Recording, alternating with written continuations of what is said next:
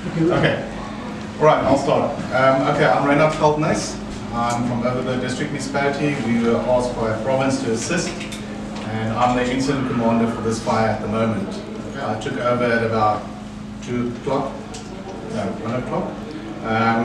So we're working closely together with Hessequa and Overberg-distriksmunisipaliteit to try and get the situation under control. So before I say any further, I'm going to ask the mayor to just address you, and then I'll give you a rundown of what we're looking at. Colleagues, thank you very much. My name is Mary Boyson. I am the executive mayor of the Overberg-distriksmunisipaliteit. I'm accompanied by the host mayor, Grand Mayor Riddles. And as we all know, that we're here because of this disaster. And it's a disaster in many ways because that properties are lost. We've lost, there's one fatality, but we don't have all the details regarding that.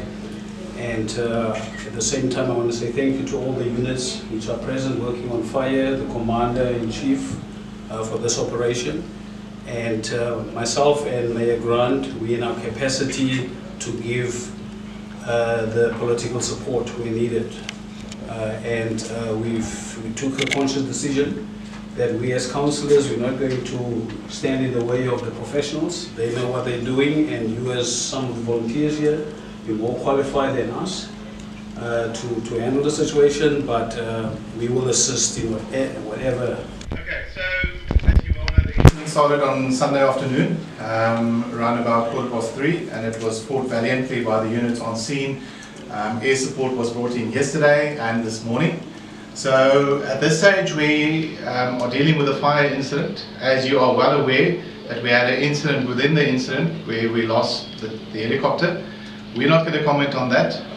Short to say that we lost the resource and we have to plan around that. On my left I've got Mr. Trevor Abrams. He's the chairman of the board of Working on Fire. Am I right? Yeah.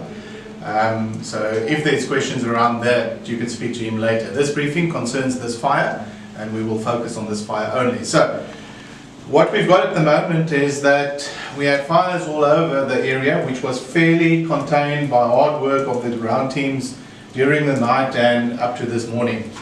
Right now we've got a humidity factor outside of probably about 18%, which is very low.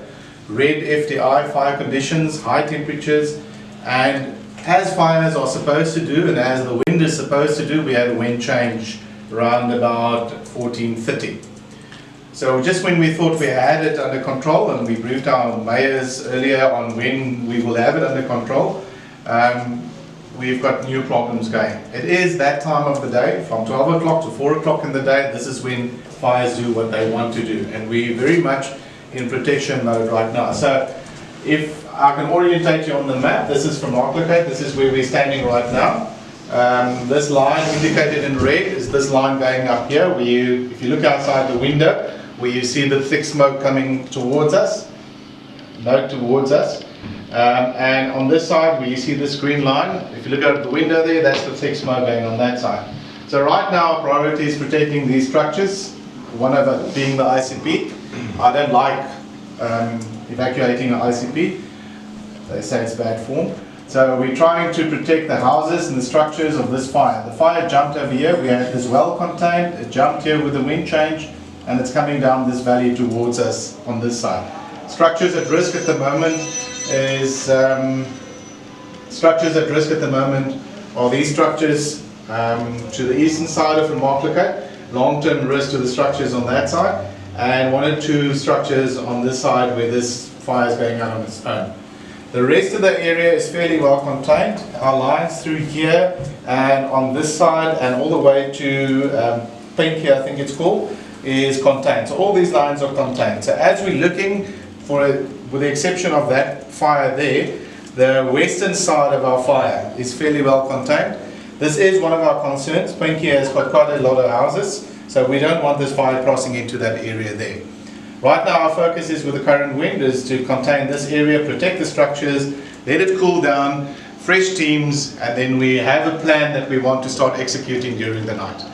The Oryx promised to us will be up in the air at first light, and hopefully Mr. Abrams can shed more light on additional resources for later tomorrow. I know they're in a difficult situation, so we'll work on that as we go along. Right now, we're bargaining on the 1 oryx for first light, fresh teams for first light, working on fire teams. We will have a team tonight working this area. That is our plan. So our plan through the night is to contain this area, and be ready for tomorrow morning. If we hold these other lines, these will be the lines that we will tackle with the aircraft when they come in tomorrow.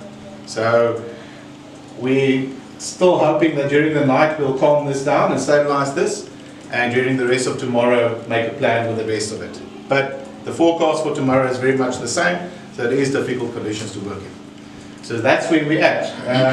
Roughly speaking, we've got about 18 ground units operating at the moment, consisting of various units from Overberg, working on fire units, Garden Route Municipality, Hessequa municipality, the Farm Watch, Hoko Farm Watch, plus about 30 working on fire people on the ground with more en route to us. They will be camping, they'll be close, so it's very much a combined effort between all the districts, all the municipalities, all the authorities.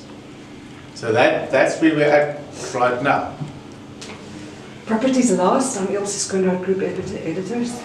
From what I believe, we lost, or 7 properties were lost as early this morning. From this morning till now, nothing has been lost. We're fighting to ensure that we don't lose any more properties here and here. So besides, and I'm under correction, but besides the 7 that was lost prior to our arrival, that's all we've got right now.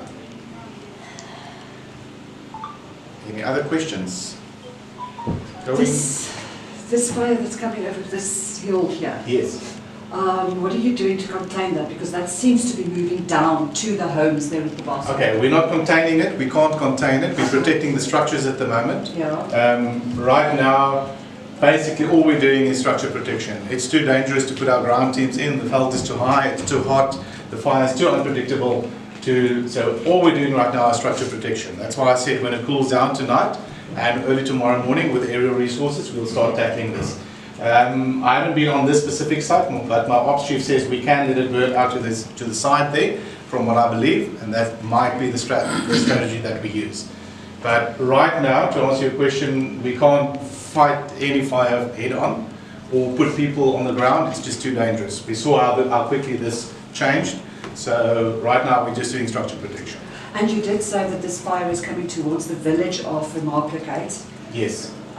Does it pose any danger at this point? Immediate danger? It does pose a danger, but not immediate danger. We've got several units deployed in this area, protecting it. We can, if necessary, do other countermeasures to push it back. I'm still here. So, and we're not evacuating yet, so we're still quite comfortable that we'll be able to protect those structures and the village itself. Thank you. Okay. Any other questions? Die oorsaak van die brand, kan julle dit nou bepaal? Ek weet nie. Nog nie. Nee. Ek weet ongelukkig nie. Okay, any other questions from your side? No, I think in the absence of questions, we can probably say thank you for everybody present once again, and for the media for conveying the proper message. You know that there's a lot of fake news out there, but you guys are fortunate that you are on the scene. Thank you.